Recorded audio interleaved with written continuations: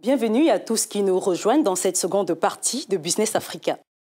Le développement du véhicule électrique constitue-t-il une menace réelle pour la demande des produits pétroliers sur le marché mondial? Le directeur de l'Agence internationale de l'énergie rassure.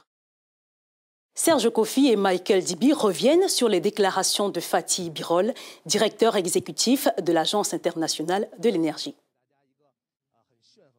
Le développement des voitures électriques devrait s'accélérer au cours des prochaines années, mais cela n'entraînera pas la fin de la demande en pétrole. Ces mots sont du directeur exécutif de l'Agence internationale de l'énergie. De nombreux experts remettent en question la potentialité et les conséquences des véhicules, alors que l'intérêt pour ces voitures écologiques augmente au cours des derniers mois. En ce qui concerne les marchés du pétrole et du gaz, en particulier, ils sont très importants. Nous avons constaté que les investissements en 2015 et 2016 ont diminué en grande partie, ont réduit plus ou moins l'investissement pétrolier mondial. Tout le monde attendait notre rapport. Qu'est-ce qui se produira en 2017? Notre attente est plus ou moins plate.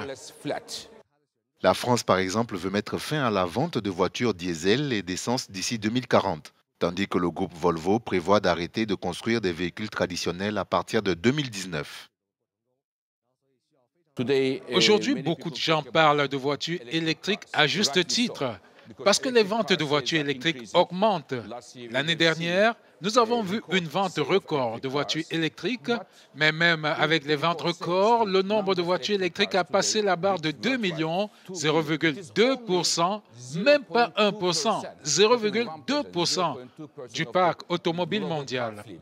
Selon Fatih Birol, alors que les investissements sont très faibles ou stables au Moyen-Orient, en Russie, en Afrique et ailleurs, il y a une augmentation de 50% de l'investissement dans le gaz de schiste aux États-Unis.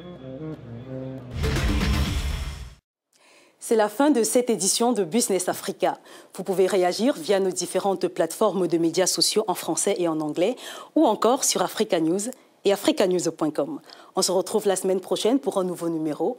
Merci et à très vite.